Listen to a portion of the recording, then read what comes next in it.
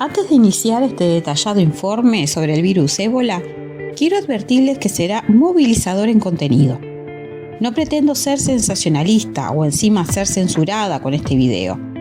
Intentaré seleccionar material fotográfico que no sea extremadamente chocante y trataré de relatar toda la historia sin llegar a excesos. Pero por desgracia, este virus no se caracteriza por ser benevolente y encima afecta una de las zonas más pobres y vulnerables del planeta. Algunos vídeos los he obviado de compartir por ser muy fuertes, pero se los relataré igual. Si comparto, compartiré algunos pocos. Así que si eres demasiado impresionable, tal vez este no sea un informe para ti. Tampoco recomiendo lo vean si están almorzando o cenando. Una vez aclarado esto, para quienes deseen proseguir, comenzamos.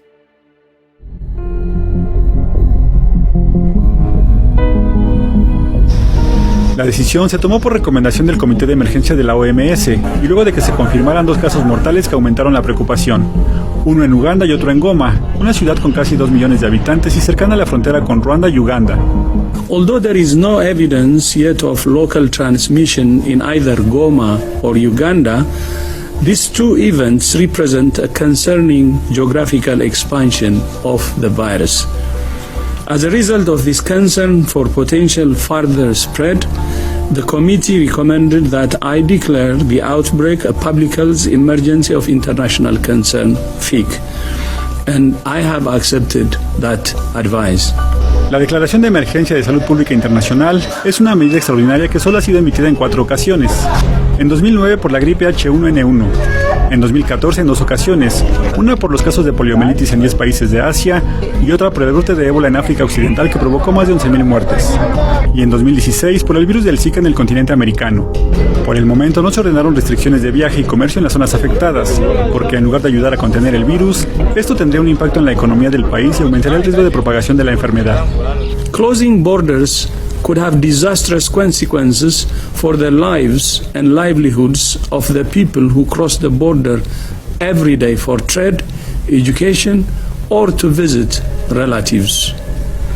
Such restrictions force people to use informal and unmonitored border crossings, increasing the potential for the spread of disease.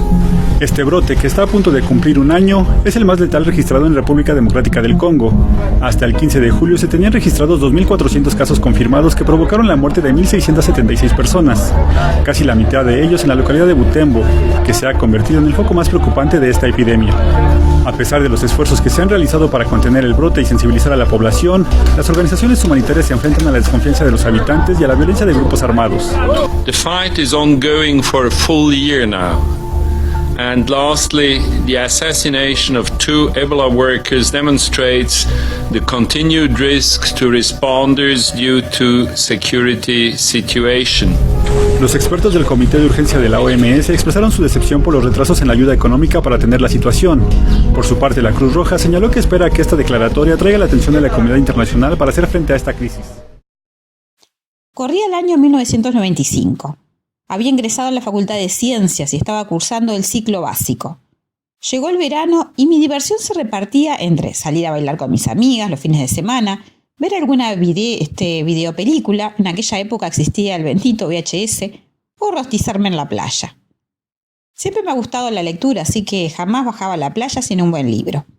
Recuerdo cuando vi ese libro en la librería. Me llamó la atención el color rojo fuego de la tapa en su primera edición y su título veraniego, Zona Caliente. Creyendo que se trataría de algún thriller policial subido de tono, comienzo a leer su prefacio y ahí descubro, para mi sorpresa, de que se trataba de la historia de un virus, del que poco se sabía, y que resultaba más mortal que el VIH. Por aquel entonces, el VIH estaba en plena etapa de terror, ya que su diagnóstico era una sentencia de muerte imposible de evitar a largo plazo. Y de golpe leer que este virus era peor que el VIH captó de inmediato mi atención como estudiante universitaria en biología. Devoré el libro en pocas horas, ante el horror de la lectura, que por momentos me daba asco, miedo, asombro, pero más que nada me daba intriga. Ahí comenzó mi fascinación con el virus del ébola. Comencé a seguir su periplo de acción en el continente africano. Por aquel entonces, había que conformarse con los escasos reportes periodísticos, y rezar porque algún virólogo escribiera sobre el tema. No vivíamos en la era del Internet aún. Llegué a fantasear en que terminaría trabajando en el extranjero en un laboratorio a nivel de bioseguridad 4. Si no vieron mi video sobre astrovirología, se lo sugiero, para entender los niveles de peligrosidad de los virus.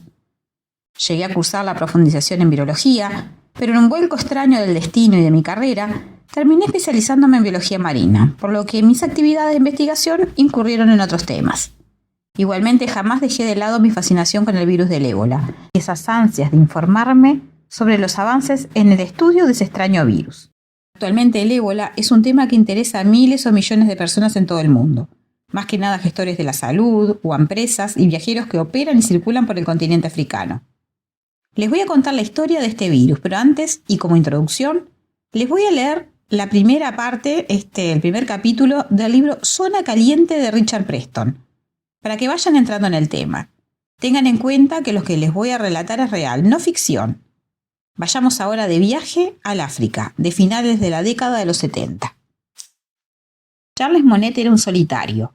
Vivía solo en una pequeña cabaña de madera en las tierras privadas de la azucarera Nzoia, una plantación de Kenia occidental desde la que se ve el monte Elgon, un inmenso y solitario volcán extinto que se eleva a 4.320 metros de altitud junto al borde de la gran fosa del Valle del Rift. Monette, de origen francés, era un naturista aficionado, amante de los pájaros y los animales, pero no de la humanidad. Tenía 56 años, era de estatura media, de pelo castaño, lacio y uniforme. Un hombre apuesto. Su trabajo consistía en cuidar de la maquinaria que abastecía la azucarera con el agua del río Soria, que regaba kilómetros de plantaciones de caña de azúcar. Monette había llegado al país en el verano de 1979, más o menos cuando el virus de la inmunodeficiencia humana, VIH, el causante del SIDA, salió definitivamente de las selvas de África Central e inició su largo recorrido por la especie humana. El SIDA ya había caído como una sombra sobre la población africana, aunque todavía nadie conocía su existencia. Se había ido extendiendo lentamente por la autopista de Kinshasa, la carretera que atraviesa el continente de este a oeste y pasa justo junto al lago Victoria, cerca del monte Elgon. Monette tenía amigas en el pueblo de Doret, al sur de la montaña, donde la gente es pobre y vive en chozas de tablones y chapa. Él les daba dinero y ellas a cambio le daban amor de buena gana. Cuando llegaron las vacaciones de Navidad, Monette hizo planes para acampar en el monte Elgon e invitó a una de sus amigas. Monette y su amiga circularon en un Land Rover por una carretera de tierra roja que lleva al volcán, atravesando maizales, plantaciones de café y pastizales. El aire se hacía más frío conforme iban subiendo. No muchos turistas visitan el monte Elgon, de modo que probablemente el de Monette y su amiga era el único vehículo que circulaba por la carretera ese día. El monte Elgon se eleva en la frontera entre Uganda y Kenia, cerca de Sudán. La montaña es una isla biológica de selva tropical en el centro de África, un mundo aislado que se alza sobre las planicies secas. Es una protuberancia en la columna vertebral de África Central. El volcán nació entre hace 7 y 10.000 años y produjo violentas erupciones y explosiones de ceniza que aniquilaban los bosques que crecían en sus laderas, hasta alcanzar una extraordinaria altura, tal vez superior a la del Kilimanjaro. Antes de que el monte Elgon fuera rebajado por la erosión, puede que fuese la montaña más alta de África. En cualquier caso, sigue siendo la más ancha. Cuando sale el sol, la sombra del Elgon se proyecta hacia el oeste y penetra en Uganda, y cuando se pone, la sombra alcanza el este de Kenia. Su sombra abarca aldeas habitadas por los Masái del Elgon, pastores que llegaron del norte, se asentaron alrededor de la montaña hace varios siglos y hoy son ganaderos. Las faldas bajas de la montaña disfrutan de lluvias suaves, la atmósfera se mantiene fría y fresca, y el suelo volcánico produce abundantes cosechas de maíz. Las aldeas forman un círculo de asentamientos humanos alrededor del volcán. La selva se despeja, los gigantescos árboles se talan para hacer leña y crear tierras de pastos. Los elefantes, desgraciadamente debido a esto, están desapareciendo. Una pequeña parte del monte Elgon es parque nacional. Monette y su amiga se detuvieron en el acceso al parque para abonar las entradas. Un mono, tal vez un mandril, nadie se acuerda, solía colgarse alrededor de la verja a la espera de regalos y Monette lo atrajo a su hombro ofreciéndole un plátano. Luego ascendieron un poco más por la montaña y plantaron su tienda en un calvero de hierba verde y húmeda, que descendía hacia un arroyo. Los monos correteaban por el prado próximo a la tienda, mirándolos con ojos atentos e inteligentes. Aquella tarde iba a llover, así que seguramente se quedaron en la tienda. Luego fue oscureciendo. Encendieron el fuego y prepararon la comida. Era un 31 de diciembre. Quizás lo celebraron tomando champán.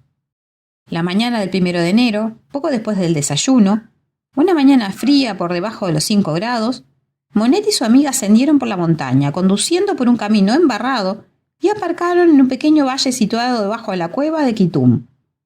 Se abrieron paso por la maleza en dirección a la cueva, con un arroyo que formaba una cascada que cubría la entrada. Monet y su amiga pasaron allí todo el día de Año Nuevo. Probablemente lloviera, y se sentaron durante horas en la entrada de la cueva, mirando al otro lado del valle. Debieron de contemplar los elefantes. Hay manadas de elefantes que por la noche van a la cueva de Quitum en busca de minerales y sales. La cueva es lo bastante grande para acoger hasta 70 elefantes, y estos pasan la noche adentro, adormecidos de pie o excavando la roca con sus colmillos. Hurgan y arrancan piedra de las paredes, que machacan entre los dientes para tragarse los trocitos. Los excrementos de elefante que hay alrededor de la cueva están salpicados de roca desmenuzada. Monet y su amiga llevaban linternas y penetraron en la cueva para ver hasta dónde conducía. La boca de la cueva es enorme, 50 metros de anchura, y dentro aún se ensancha más. Cruzaron un terreno llano con excrementos secos de elefante. La luz disminuye y el suelo de la cueva se eleva por depósito de guano de murciélago, la materia vegetal digerida y excretada por la colonia de murciélagos de la fruta que habita en el techo. Los murciélagos aleteaban al salir de los agujeros debido a la luz de las linternas, rodeando y eludiendo sus cabezas, lanzando chillidos agudos. El haz de las linternas molestaba a los animales, y cada vez se despertaban más. Cientos de ojos semejantes a rubíes los miraban desde el techo. Oleadas de chillidos lo recorrían y resonaban de un lado a otro. Vieron lo más hermoso de la cueva de Quitum, una selva petrificada. En las paredes y el techo sobresalen los troncos fosilizados. Hace unos 7 millones de años, una erupción del monte Elgón sepultó la selva bajo las cenizas, y los troncos acabaron transformados en ópalo y cuarzo. Los troncos estaban rodeados de cristales, alfileres blancos de mineral que sobresalían de la piedra, tan puntiagudos como agujas hipodérmicas, y brillaban a la luz de las linternas. Monet y su amiga anduvieron por la cueva, enfocando el bosque petrificado. ¿Pasaría Monet la mano por los árboles de piedra y se pincharía los dedos con algún cristal? Encontraron huesos petrificados que también sobresalían del techo y de las paredes. Huesos de cocodrilo, de hipopótamos, de antepasados de los elefantes. También habían arañas que colgaban de sus telas entre los troncos y comían mariposas nocturnas e insectos. Llegaron a una suave cuesta, donde la cámara principal medía más de 100 metros de anchura, superior a la longitud de un campo de fútbol. Encontraron una grieta y apuntaron las linternas al fondo. Había algo raro allá abajo.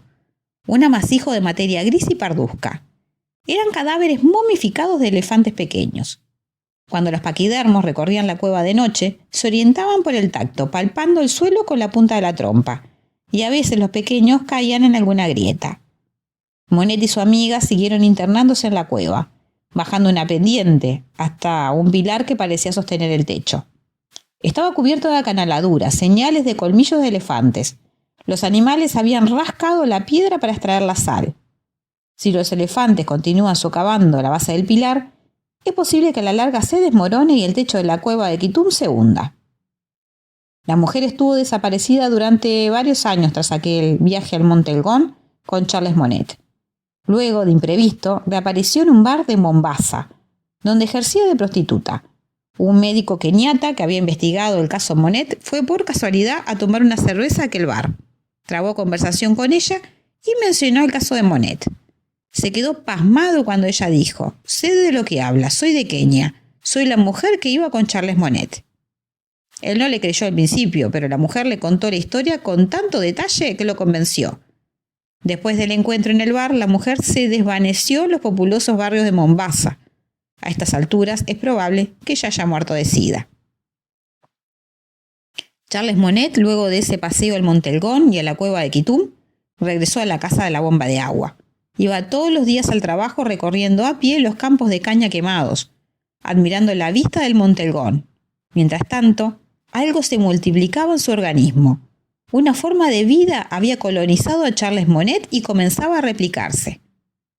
El dolor de cabeza empezó, como suele ser habitual, el 7º día después de la exposición a la gente. El 8 de enero de 1980, Monnet sintió un dolor palpitante detrás de los glóbulos oculares. Decidió no ir al trabajo, quedarse en casa y se acostó. El dolor de cabeza empeoró. Le dolían los ojos y más tarde las sienes. Le daba la sensación de que el dolor rotaba dentro de su cabeza. No se lo quitaría una aspirina. Después tuvo un fuerte dolor de espalda. La mujer que le hacía las faenas, Johnny, seguía de vacaciones y Monnet había contratado provisionalmente a otra. Esta procuró cuidarlo, pero la verdad es que no sabía qué hacer. Luego, el tercer día de haberse iniciado el dolor de cabeza, tuvo náuseas, una intensa fiebre, y empezó a vomitar. Los vómitos fueron copiosos al principio, pero luego se redujeron a arcadas secas. Al mismo tiempo, se volvió extremadamente pasivo. Su rostro inexpresivo fue perdiendo toda apariencia de vida.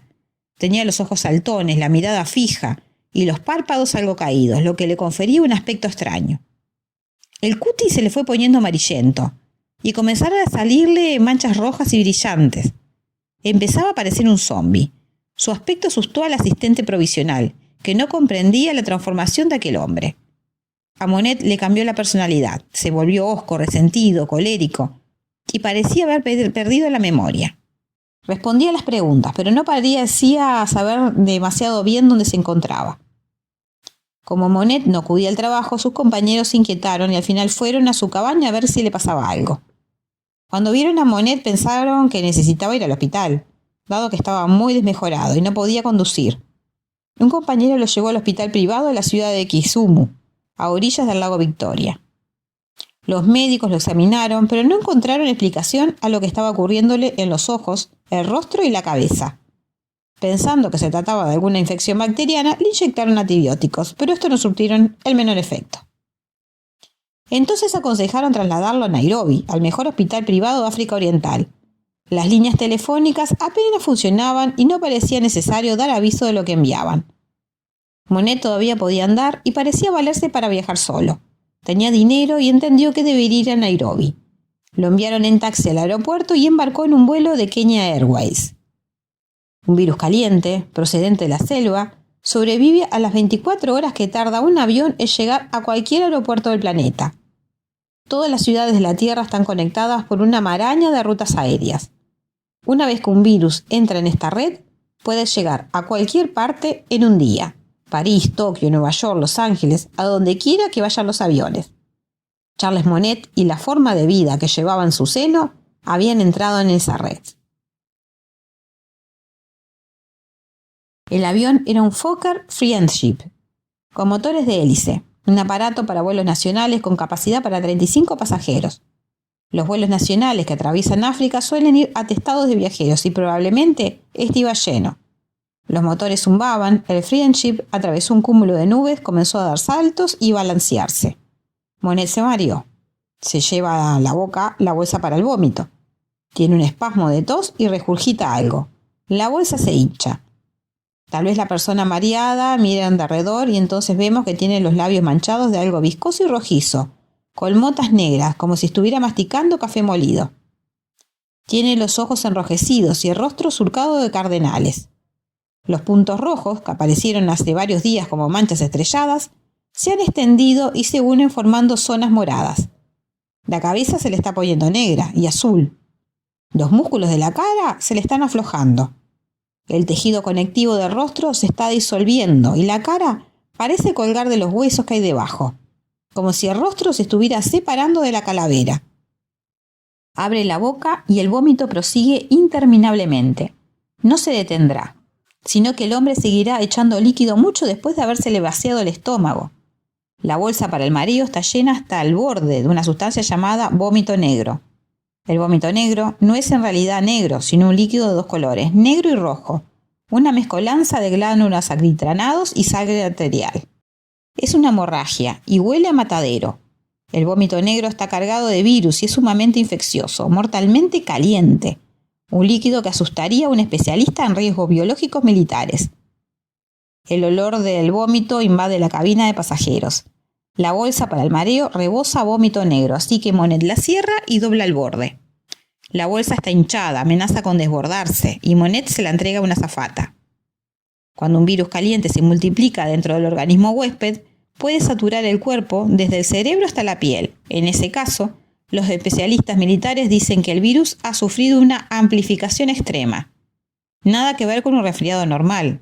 Cuando la amplificación extrema toca techo, las gotas de sangre de la víctima pueden contener millones de unidades víricas. En otras palabras, el organismo huésped está poseído por una forma de vida que trata de convertirlo en un doble de sí misma. La amplificación extrema es lo que está ocurriendo a Monet, y el síntoma es el vómito negro. Monet está rígido, como si cualquier movimiento fuera a romper algo en su interior. La sangre se le está coagulando. La circulación sanguínea va arrastrando coágulos y estos se van alojando en todas partes. El hígado, los riñones, los pulmones, las manos, los pies y la cabeza comienzan a saturarse de coágulos de sangre. De hecho, está sufriendo una apoplejía múltiple. Los coágulos se acumulan en los músculos intestinales, cortando el abastecimiento de sangre a los intestinos. Los músculos intestinales claudican, los intestinos se relajan y se sueltan. Monet no parece ya estar consciente del dolor, porque los coágulos alojados en el cerebro le bloquean la circulación. Las lesiones cerebrales borran su personalidad. Pequeñas parcelas del cerebro se están disolviendo.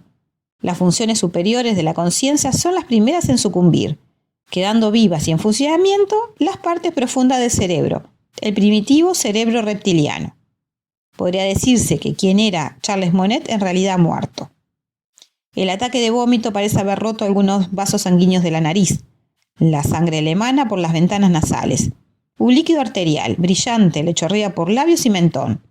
Una azafata le entrega pañuelos de papel que Monet utiliza para obstruirse la nariz, pero la sangre sigue sin coagular y las toallitas se empapan. Cuando en un avión tenemos la impresión de que nuestro compañero de asiento se está muriendo, puedo que entonces le preguntemos en voz baja, ¿podemos ayudarle? El otro no responde, de modo que procuramos no darnos por aludidos. El vuelo se nos hace interminable.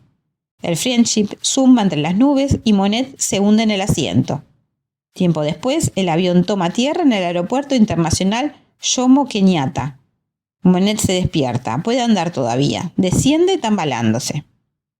Su camisa es un guiñapo rojizo, no lleva equipaje. Su único equipaje es interior y va lleno de virus. Monet se ha transformado en una bomba vírica. Anda despacio hasta la terminal y prosigue, atravesando el edificio, hasta donde hay taxis aparcados. Los taxistas lo asedian. ¡Taxi, taxi! Hospital de Nairobi, murmura. El taxista lo ayuda a subir al coche. El taxi sale a la autopista y enfila hacia el hospital de Nairobi. Monet logra descender y llegar a la ventanilla de admisión. Se encuentra muy mal. Tiene dificultad para hablar. Está sangrando y lo admiten al cabo de un momento. El médico lo examinará enseguida. No se preocupe. Monet guarda silencio y espera. De pronto entra la última fase. La bomba vírica explota. Los especialistas militares en riesgo biológico describen este hecho. Dicen que la víctima se deshace en sangre. Monet se marea, la columna se le dobla y pierde el sentido del equilibrio. La habitación gira y gira a su alrededor. Está entrando en estado de shock. Se inclina hacia adelante, la cabeza entre las rodillas. Gime y sufre un violento vómito de sangre que se desparrama por el suelo. Pierde la conciencia y se cae. El único sonido que emite es el de las arcadas mientras sigue vomitando, ya inconsciente. Luego se oye un ruido, como lo de una sábana que se rasga.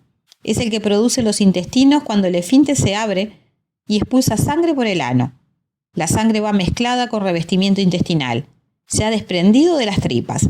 Monet ha colapsado y se deshace en sangre. Los demás pacientes de la sala se incorporan y se alejan del hombre que hay tirado en el suelo. Los charcos de sangre se extienden alrededor de Monet. Una vez que ha destruido el organismo huésped, el agente sale por todos los orificios en busca de otro organismo a infectar. Suena aterrador todo esto, ¿no? Algunos médicos acusan a Richard Preston de sobreexagerar en la descripción de los síntomas, pero lamentablemente no hay mucha diferencia entre lo descrito y la realidad. Normalmente los pacientes con ébola en etapa final suelen fallecer antes de explotar literalmente en sangre. Estamos hablando de personas en su gran mayoría africanos pobres, mal alimentados y con un sinnúmero de enfermedades. en un continente donde el VIH se ha desparramado como si fuera una gripe común, por lo que sus sistemas inmunológicos están ya destrozados.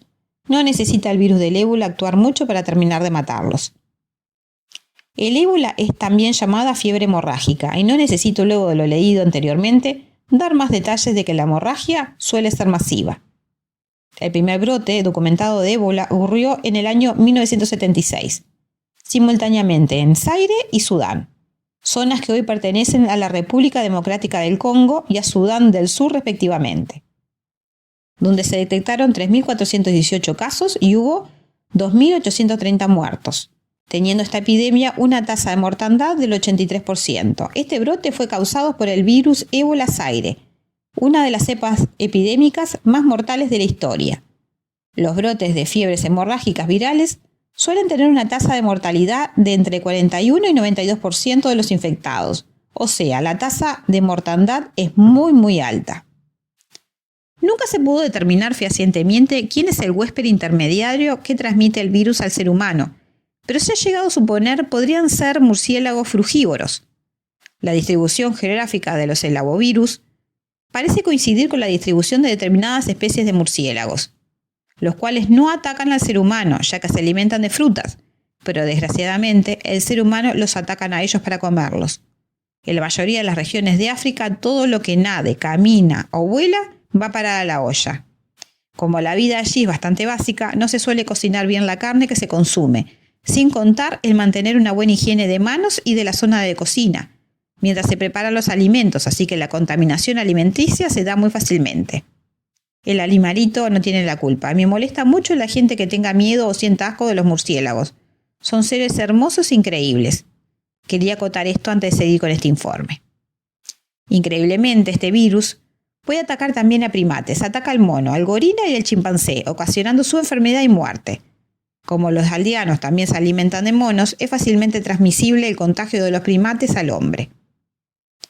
Se le ha considerado uno de los virus más peligrosos que existen actualmente en nuestro planeta, y por ello se trabaja con él en investigaciones dentro de laboratorios de bioseguridad muy alta, la más alta de todas, el nivel 4. Si van a mi video sobre astrovirología, allí explico muy bien los niveles de bioseguridad. También está catalogado como agente de bioterrorismo porque tiene la potencialidad de servir como arma biológica. El nombre del virus proviene del río Ébola, un pequeño río afluente del ya más grande río Congo. A orillas de este pequeño río ocurrió la primera epidemia oficial registrada por la ciencia occidental, aunque entrevistas a tribus de la zona dieron como información que ya se conocía esta afección, la cual trataban mediante médicos brujos como si fuera un castigo de los dioses o brujería. En esa ocasión, en 1976, la epidemia mató casi por completo una aldea. El virus presentó una tasa de mortandad que rondaba el 92%, algo increíble de imaginar. Existen distintas cepas de este virus, las cuales se descubrieron analizando diferentes brotes. Ellas son ébola Zaire, la más peligrosa de todas las cepas, con un 92% de mortandad, cepa ébola Sudán, con un 53% de mortandad, también registrada en 1976, cepa ébola Reston, descubierto en 1989 en un grupo de 100 macacos que fueron transportados a Estados Unidos para ser utilizados durante investigación farmacológica. Este caso fue el que inspiró el libro Zona Caliente. Ningún humano falleció durante este brote que solo atacó a los pobres monos, que luego de ser infectados fueron todos eutanasiados. Posteriormente, este virus resurgió en el 2009 infectando cerdos. 6.000 fueron sacrificados en una granja filipina y se contagiaron 2 personas. Aquí se evidenció la infección no solo de los monos, sino también de los cerdos con el temible ébola. La cepa ébola Thai Forest fue descubierta en 1994 en bosques de Costa de Marfil y atacó chimpancés. Una científica resultó contagiada pero logró salvarse. Muchos chimpancés murieron en la selva y con los mismos síntomas que los humanos que contraen el virus. Finalmente, la cepa ébola Budimbusio, descubierta en noviembre de 2007, en zona limítrofe entre Uganda y Congo. El virus ébola se trata de un virus filamentoso con forma de cayado constituido por una molécula única de ARN, capaz de codificar 7 proteínas estructurales que forman el virión que luego infecta. Los virus de ARN suelen ser mucho más peligrosos que los de ADN, ya que mutan con gran facilidad. por lo que realizar vacunas específicas para estos virus es muy difícil. Cuanto más se infectan y se propagan, más mutaciones son capaces de generar. Por lo tanto, puede pasar de que se genere una vacuna para uno de estos virus y al poco tiempo no sirva de nada, ya que la alta tasa de mutación del virus lo convierta en uno nuevo. Es un gran mecanismo de defensa del virus, que lo hace más inteligente y peligroso. Por ejemplo, algo similar ha ocurrido con el VIH, otro virus de ARN monocatenario como el ébola, el cual debido a su alta tasa de mutación generó la imposibilidad de fabricar una vacuna. Aunque actualmente, y esto es simplemente una reflexión personal mía, creo que la vacuna contra el VIH sí existe, y si no la han distribuido es por un tema de ganancia-pérdida en la industria farmacéutica. Los retrovirales para pacientes con VIH son costosos, y segura que a la industria le genera unos dividendos bastante altos. Estamos hablando de personas que deberán consumir retrovirales de por vida. En caso de realizar una vacunación que prevenga de la enfermedad, ya que es más fácil de realizar una investigación que genere la resistencia a la enfermedad y no tanto a la cura, bastaría con inmunizar a la gente y el negocio se acabaría.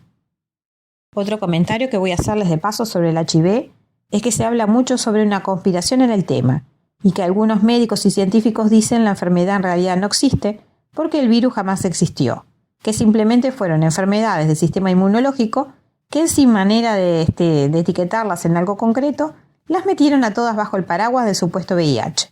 Pues bien, esto no es cierto. La enfermedad existe y el virus fue aislado. ¿Por qué hoy no vemos el miedo y la tasa de mortandad de la década de los 70 y de los 80? Porque el virus mutó a nuestro favor. En vez de volverse más virulento, se ha ido degradando paulatinamente, resultando hoy en día en un ataque al sistema inmunológico que con medicinas adecuadas y una buena calidad de vida en cuanto a alimentación, nada de drogas, nada de exceso de alcohol o mala vida, se puede llevar como enfermedad crónica. Tuvimos mucha suerte, pero lamentablemente, quienes se infectaron en la década de los 70 y de los 80 agarraron al virus altamente infeccioso, y por eso no contaron el cuento. Luego de la década de los 90, las infecciones fueron mucho más leves. Esto es algo muy normal cuando aparece un virus nuevo, y por esto mismo, la primera epidemia registrada en el año 1976 de ébola aire fue la más grave de todas, con una mortalidad del 92%. Agarró al ser humano totalmente desprevenido en su sistema inmunológico. Por lo visto, la aparición del ébola y del VIH ocurrió más o menos en misma época y región, alrededor de mediados y finales de los 60, por la llamada Ruta de Kinshasa. Yo no creo en las coincidencias, seguramente hay un link entre ambos virus de ARN altamente mortales. Una de las principales hipótesis radica en la enorme deforestación que se realizó en esa época en la profundidad de la selva africana, generando nuevas rutas y construyendo ciudades. Virus que se habían mantenido totalmente aislados de la población humana, con la deforestación y la invasión a muchos nichos ecológicos, resultaron en un desastre. La naturaleza se defiende ante los invasores. Otra teoría ya más conspiranoica cita de que en el centro de África se realizaban experimentos en biotecnología. Hablamos de armas biológicas y que estos se salieron de control. Los laboratorios clandestinos estaban instalados en el centro de África por varios motivos. Primero porque estaban bien lejos del primer mundo, en un lugar donde nadie iría a molestar o averiguar qué sucedía. Se sobornaba a gente local para el trabajo y el silencio. Si ocurría algo, solo afectaría a un grupo de negros locales y analfabetos. Segundo, porque había manos suficientes monos como para realizar experimentación, los cuales salen caros de secuestrar en territorio africano, llevándolos vivos hasta los laboratorios en el primer mundo, sin contar las vacunas y requerimientos veterinarios previstos para evitar una zoonosis. Así se ahorraban mucho dinero. Recuerdo ver hace unos 15 años un documental francés sobre el tema que me dejó los pelos de punta. Nunca más di con ese documental. Allí salían filmaciones de estos laboratorios, abandonados en medio del África. Si mal no recuerdo, correspondían a industria francesa y belga en farmacéutica. Pero ahora volvamos a las epidemias. A diferencia del VIH que genera pacientes crónicos, el ébola te mata o no te mata. Si sobrevives al virus, quedas inmunizado, al menos para esa cepa. Por las dudas de que ya no recuerden bien los síntomas de la enfermedad que fueron descritos en el relato del principio, se los recuerdo. Su periodo de incubación puede variar bastante dependiendo de la cepa, de entre 2 a 20 días aproximadamente luego del contagio. Los primeros síntomas son dolor de cabeza, fiebre, dolor de garganta. Luego aparecen los dolores musculares, las náuseas. Se van las ganas de alimentarse y surgen vómitos y diarrea muy copiosa, que deshidrata el cuerpo enseguida. En la fase final ya se genera una hemorragia interna masiva por destrucción de todos los órganos. En África, el problema más grave con los síntomas iniciales del ébola es que pueden ser confundidos con el dengue y la malaria, enfermedades muy comunes en la región, por lo que cada vez que sucede una epidemia, se suelen dar cuenta de que se trata de ébola al correr de los días y no con los primeros casos. Hoy en día, y ya alertados todos los sistemas de salud públicos y privados de la región, luego de sucesivas epidemias en la región subsahariana del África, se realizan pruebas de sangre para detectar el virus ébola a los pacientes que presenten sintomatología característica. En eso se ha avanzado. La infección se produce por contacto con fluidos corporales de una persona enferma. Hay que evitar tocar a una persona infectada sin tener el equipo de aislamiento necesario y guantes de laboratorio en las manos. Tampoco hay que tener contacto con heces, orinas, vómitos o sangre del enfermo. Por el momento, las cepas no se transmiten por vía aérea. Eso sería el final de todo. Por ejemplo, en la famosa película Epidemia de 1995, inspirada en este tema, con Dustin Hoffman, Morgan Freeman y René Russo como actores principales, ahí el virus ébola zaire era de transmisión aerófila. Eso podría generar una catástrofe pandémica global. Justamente se dice que de iniciarse o de intentar usarse este virus como un arma biológica, lo que se trataría de hacer es generar un ébola que se transmita por el aire. Algo imposible de imaginar. Hasta la terrible epidemia del 2015, no se disponía de tratamiento médico específico. Lo único que se lograba hacer era ayudar a los pacientes infectados administrándoles suero oral para rehidratación, agua con azúcar y sal, o fluidos intravenosos para evitar perdieran sales que los llevaran al coma y la muerte, además de administrar medicamentos para los dolores y para bajar la fiebre, permitiendo así que el cuerpo luchara solo contra el virus. Los humanos con sistemas inmunológicos más fuertes se salvaban. Del año 2014 a 2016 se dio la que fue la pandemia o la epidemia más grande del momento y la más peligrosa, ya que logró salir del África. Comenzó en Guinea y se extendió posteriormente a Liberia, Sierra Leona, Nigeria, Senegal, Estados Unidos, España, Mali y Reino Unido.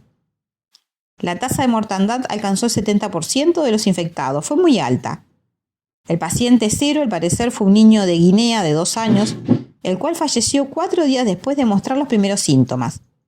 Su madre corrió misma suerte 6 días después, al igual que su hermana y que su abuela. Rápidamente la epidemia se propagó por toda la aldea. Esto ocurrió a finales de diciembre de 2013 y principios de enero de 2014. Recién en marzo de 2014, cuando la epidemia llegó a Sierra Leona, hizo saltar la emergencia sanitaria internacional. La falta de agua potable y la carencia absoluta de sanidad en gran parte del territorio de Guinea hizo que el brote se desparramara muy rápidamente. A finales de marzo ya había llegado la enfermedad también a Liberia. Muy inteligentemente la presidenta, por aquel entonces, Ellen Johnson, anunció que cerraría sus fronteras, con la excepción de algunos puntos de entrada, como el aeropuerto, donde se establecerían centros de detección. Los partidos de fútbol fueron prohibidos, las escuelas y universidades cerraron y las zonas más afectadas del país fueron puestas en cuarentena. El 6 de agosto se decretó emergencia nacional. Con solo 50 médicos en todo el país, imagínense, uno por cada 70.000 liberianos, imaginen la situación sanitaria que vivieron. El CDC, Centro de Control de Enfermedades de los Estados Unidos, el centro más idóneo mundialmente en tema de pandemias infecciosas, informaron al llegar a Liberia a dar una mano en el control de la epidemia que algunos hospitales habían sido abandonados debido o a que su personal médico había muerto o había huido, mientras que los que estaban todavía funcionando carecían de servicios básicos tales como agua corriente, guantes de goma y productos para la desinfección. Encontraron un verdadero caos. Barack Obama destinó algunos millones de dólares en ayuda humanitaria a las regiones afectadas y el envío de 3.000 efectivos militares especializados en el control de enfermedades. El 9 de mayo de 2015, la OMS declaró a Liberia, al final de todo, libre de ébola. Esa epidemia se había superado, pero fue realmente un reverendo caos durante el tiempo que estuvo operando la enfermedad, que fue más de 1 año. Durante este brote de ébola fallecieron unas 5.000 personas en Liberia, 4.000 en Sierra Leona, 2.500 en Guinea. En total, unas 11.000 personas murieron durante este brote y hubo unos 30.000 infectados. Se dio de personal médico extranjero y misioneros infectados y fallecidos, entre ellos 2 españoles. Fueron meses de terrible susto y alerta a nivel mundial, especialmente a través de la posible propagación de la enfermedad mediante los vuelos internacionales o el movimiento fluvio marítimo. En algunos aeropuertos del mundo, al llegar las personas a la aduana se les tomaba la temperatura con un aparato de medición externa y en caso de presentar fiebre se les aislaba en cuarentena. Muchos aeropuertos resultaron cerrados por días y semanas. Actualmente se cuenta con la vacuna contra el ébola denominada BSV-EVOV de laboratorios Merck y creada en Canadá. Consiste en un virus de la estomatitis vesicular BSV que ha sido genéticamente modificado para expresar glucoproteínas de ébola y así provocar una respuesta inmune contra el ébola virus. Tiene varias versiones para las cepas de ébola Zaire y para la cepa de ébola Marburgo. Para esta vacuna se realizaron ensayos en primates al principio y luego en humanos en Gabón, Kenia, Alemania, Suiza, Estados Unidos y Canadá. Personal de la salud dio su autorización para ser utilizados de conejillos de Indias. Constatado que los efectos secundarios de la vacunación eran de leves a moderados, desapareciendo los síntomas a la semana, se procedió a vacunar personal médico en zonas de brotes epidémicos del 2015 en Guinea. Fue muy bien acogida esta vacuna experimental por el personal de Médicos Sin Fronteras, que se encontraba luchando denodadamente contra el virus. Actualmente, estamos con un nuevo brote epidémico de ébola que se inició a mediados del 2018 y que sigue desparramándose por toda la República Democrática del Congo y Uganda. Nuevamente, con alta tasa de mortandad. Hay que tener en cuenta que cada infectado de ébola puede llegar a contagiar a 4 personas. Luego de decretarse la nueva epidemia, se procedió a vacunar para la inmunización.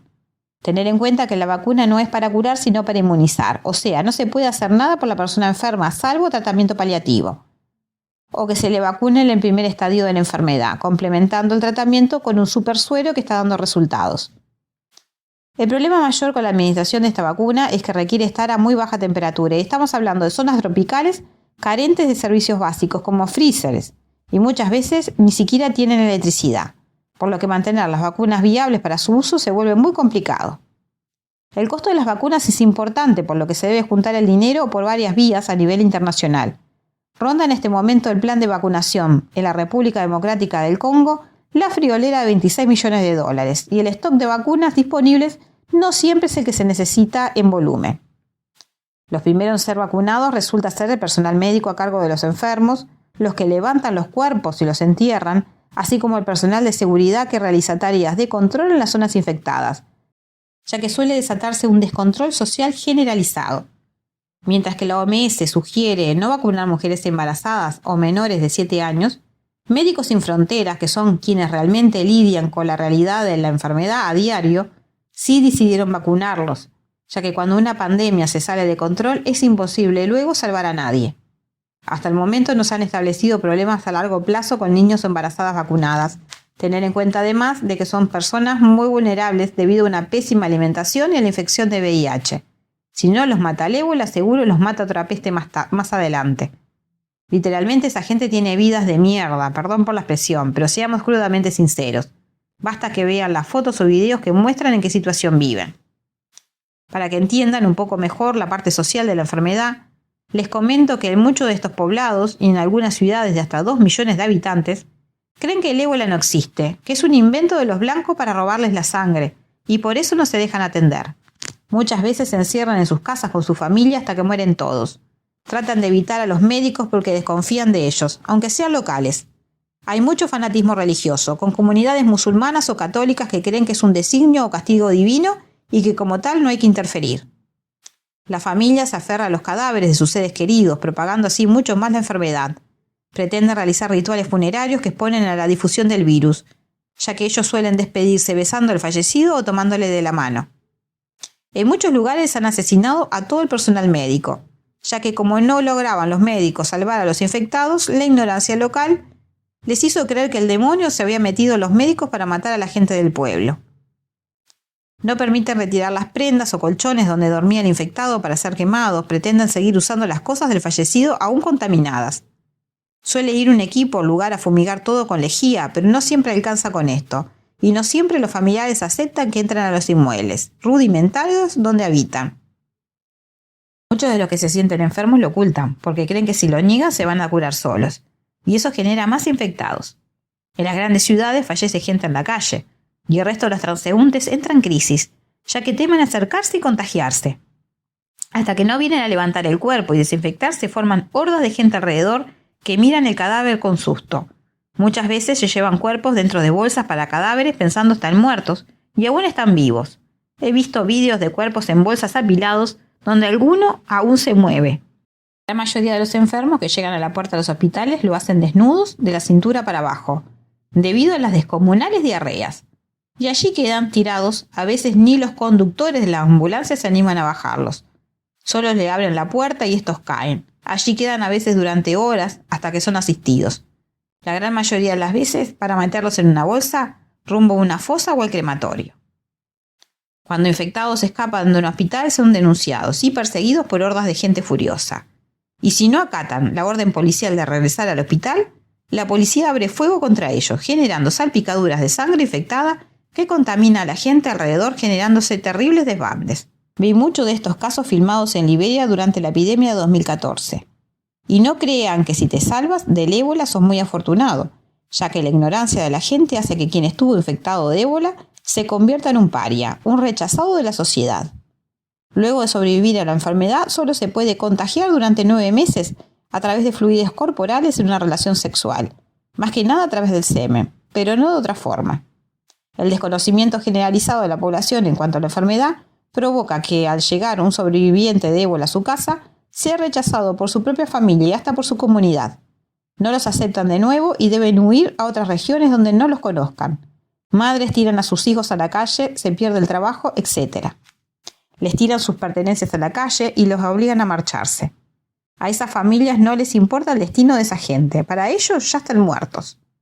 Desconocen justamente de que estos sobrevivientes ahora son inmunes y por lo tanto se vuelven importantes en la comunidad, ya que de ocurrir un nuevo brote podrían ayudar a los enfermos por permanecer ellos mismos sanos. Actualmente los sobrevivientes se agrupan y se ayudan entre sí. Hay mucho niño abandonado que si sus padres han formado nueva familia amparados por sobrevivientes desconocidos.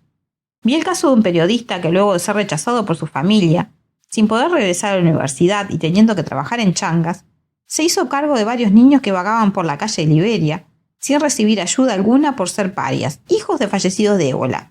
Porque no solamente quedan relegados en la sociedad los infectados de ébola, sino también los que tuvieron muchas familias infectadas, especialmente los niños.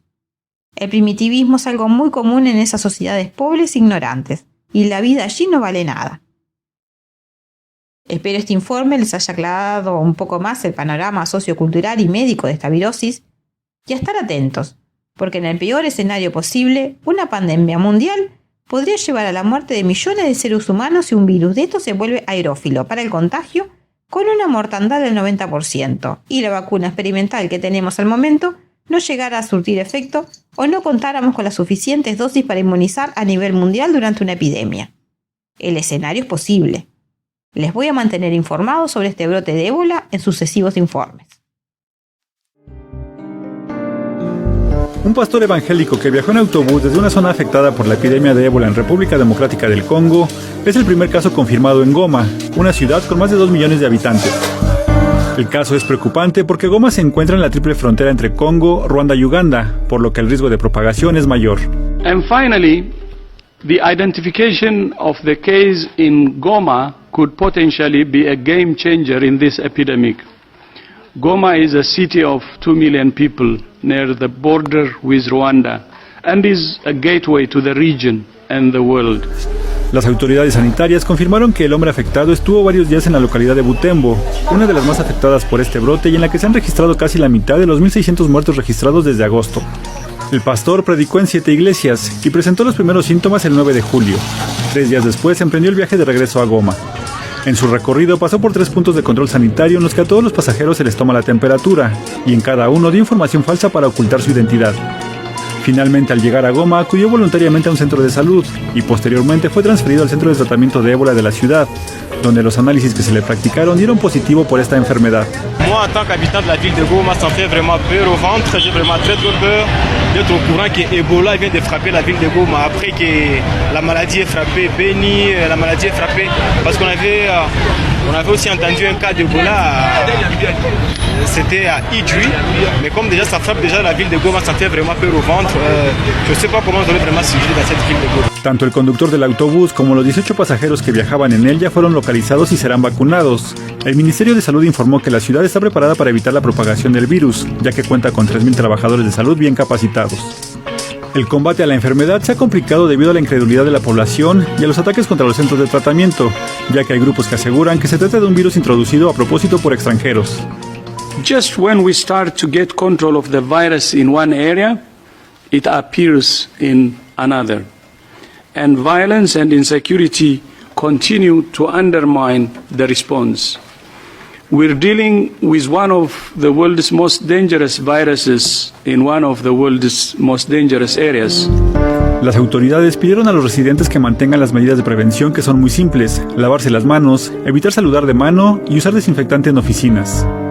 Este brote es el 10º que se registra en el país desde 1976 y el segundo más grave y más letal de la historia, después del registrado en 2014 en Liberia, Guinea y Sierra Leona, que contagió a 28.000 personas.